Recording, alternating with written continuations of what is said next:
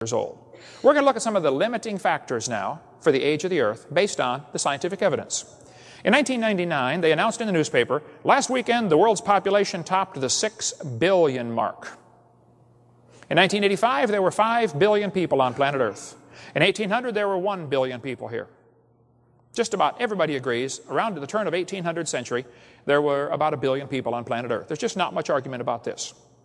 And everybody agrees the population is growing rapidly. There's no argument there. But the world is not overcrowded. Don't fall for that overcrowded propaganda.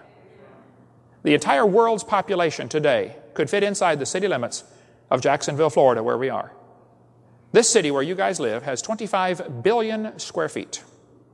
You could fit everybody in the world in here twice. The world's not overcrowded. Have you driven across Nebraska? Or Kansas, or Wyoming, or Montana? Drive across Texas. Anybody ever driven across Texas before? You can go for 3 days. Are we still in Texas? Yeah, you're still in Texas. Look, if it's overcrowded where you are, move. Okay? Because the rest of the world is not overcrowded. All right. I was out digging dinosaurs last summer in Colorado, and I said to this lady that owned the ranch, I said, ma'am, how big is your ranch? She said it's 213,000 acres. I said, what's property cost out here? She said, oh, about $17 an acre. I was up in Barrow, Alaska, last September. Talk about north. That's as far as you can get. You get Arctic Ocean after that. We went up and touched it, of course, you know. I said, how many people live in this county? He said, well, this county is called a borough up here. It's the North Slope Borough. It is about twice the size of Ohio. It's about 50% bigger than the whole state of Florida. Just one county has a population of 10,000. I said, what's property cost up here? He said, cost? Come on up. I'll give it to you. How much you want? Back when Jesus was here, the population on planet Earth was about 1/4 billion people. 250 million. There were lots of censuses done at that time. That's why Jesus was born in Bethlehem. I mean, all the rulers tried to count their people so they could tax them, you know. Nothing's changed over the years. So it's pretty well established that the population was about 250 million at the time of Christ, and it's now 6 billion. And if you plot the numbers on a graph, you can see it points clearly to the entire population starting about 4,400 years ago, when 8 people got off of Noah's Ark. See, if you start with 8 people having kids and grandkids and great-grandkids, you can get a population of 5 or 6 billion in a few thousand years. So if you believe in evolution, you got a serious problem. Because you think man's been here for 3 million years. Do you realize in 3 million years the population would have grown?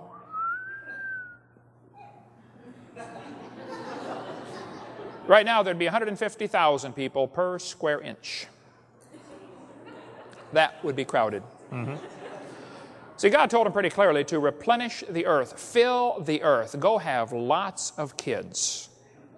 He designed the world to be inhabited. That's why he formed it, Isaiah 45 tells us. He formed it to be inhabited.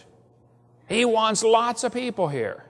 But Satan, of course, wants the opposite of what God wants. We got people that believe just the opposite of what the Lord wants, like Jacques Cousteau, who said, in order to stabilize world population, we need to eliminate 350,000 people a day. Nice guy, Jacques. Ted Turner said we need a 95% decline in world population levels. Okay, Ted, you first. There are some people who would like to reduce the population of this planet to 1/2 billion as soon as possible. They think we're hurting Mother Earth. And there's some powerful folks. We cover much more on that on our seminar, on our college series. We'd offer our seminar in 4 different college classes, everything where we chased every rabbit and kicked every dog as we had no time constraints. But I get more on that on CSE 101. Anyway, the population tells us the earth has not been here for billions of years. At least man hasn't. Now, I don't know what's going to happen in the future about these idiots reducing the population, you know, with chemtrails and all that. We'll see, but we'll cover more on that in video 7. The fact is, the population says it's not been billions of years. Actually, scientists are agreeing now that there is a genetic bottleneck sometime in man's past. This article said that based on the DNA studies, they're putting a bottleneck theory. There used to be, just about everybody was wiped out down to just a few people. And we all descended from just a few people on Earth. Well, duh. I even know the names of some of those people. Noah, Shem, Ham, and Japheth. Yeah, that was a bottleneck. Did you know the galaxies up in the sky are spinning, but they're going different speeds? The stars in the galaxy are going different speeds. If the stars in the middle are going faster than the stars at the outside. If the galaxies were billions of years old, they would no longer have these spiral arms. The spiral arm galaxies are proof they are not billions of years old.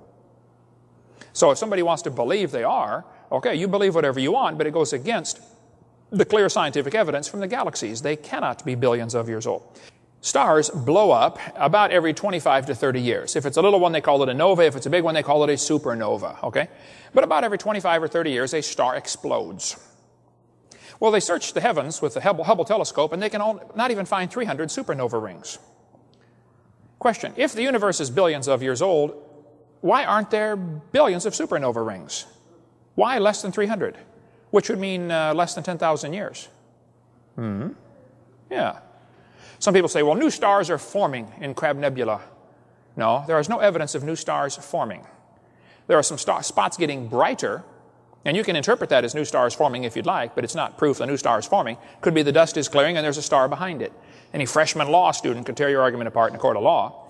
Textbook says it takes billions of years for red stars to turn to white stars. That's what the books teach. That is simply not correct.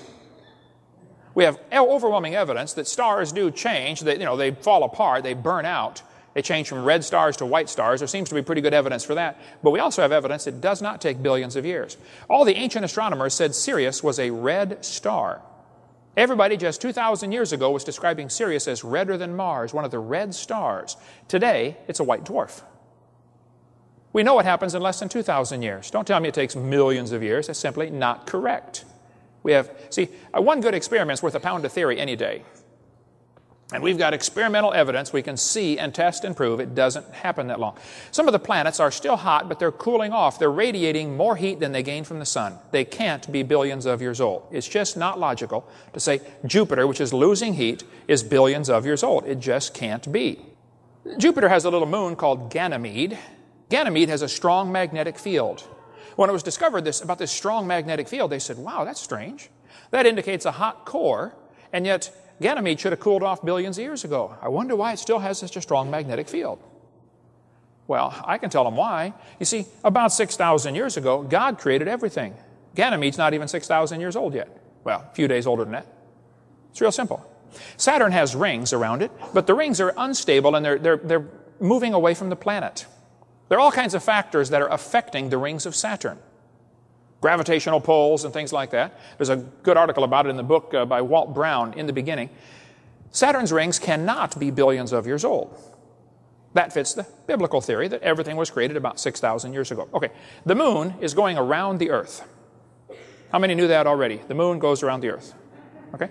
Did you know as the moon goes around, it's gradually getting farther away? We're slowly losing the moon.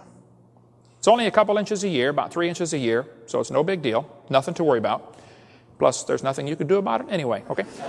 But the moon is getting farther from the earth every year. Now, kids, this is going to be complicated, so listen carefully. The moon is getting farther from the earth every year. So that means that it used to be closer. How many can figure this out? Now, stay with me, okay? All right. Well, if you bring the moon in closer, you start to create a problem because the moon causes the tides. Now, you folks in Jacksonville probably have to worry about the tides, don't you? If a hurricane hits during high tide, you got a serious problem on your hand.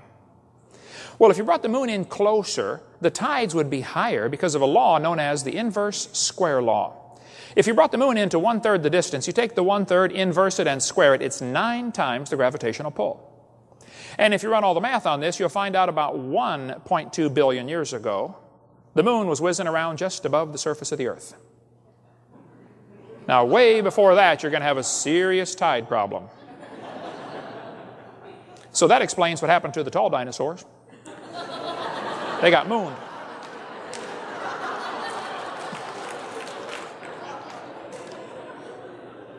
Comets are flying around through space, but comets are constantly losing material. That's what the tail is blowing off of a comet. It's losing part of itself, okay? You can't just keep losing and losing. Pretty soon, it's gone. You know, it's kind of like your checkbook. See, if your outgo exceeds your income, your upkeep will be your downfall every single time. Well, these comets are losing material, and it's been estimated they can't last more than about 10,000 years. Okay, well then I have a question. If the Earth is billions of years old, and if the universe is billions of years old, why do we still have comets? I mentioned this in a seminar one time, that this is an evidence that the universe is not billions of years old. Just the very existence of comets, like Halley's Comet, it proves it's not billions of years old. And this one atheist went home and devoted an entire website against me. There are now over 1,000 anti-Hovind websites. Type in Kent Hovind on the search engine and watch your computer melt. They hate me out there. So we spent about 2 months here